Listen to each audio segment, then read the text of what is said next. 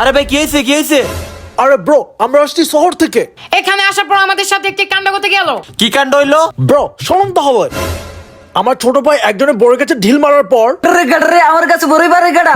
আরে কে আসতেছে ভাই, কে আসতেছে? না বলে বড়ের পার্সি থেকে আমাদেরকে দিচ্ছে দৌড়ানি। ও এই কাহিনী। ইয়া, গ্রামের লোকজন এত কিপটে। হ্যাঁ, আমাদের দৌড়ানি দিল।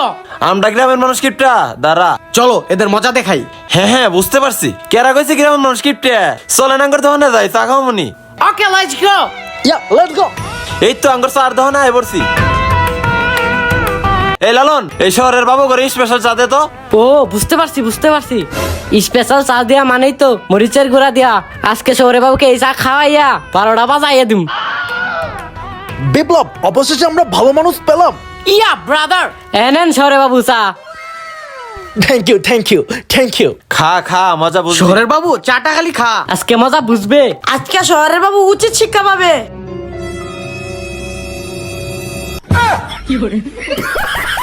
আমাদের দেখে সবাই হাসতেছে কেন? What is this? অনেক ঝাল। ও মাই গড, জাল। ও মাই গড, জাল। মনে হচ্ছে আমাদেরকে লাইক করছে না। চল আমরা জেদনির বাড়ি চলে যাই। চলো। পরের দিন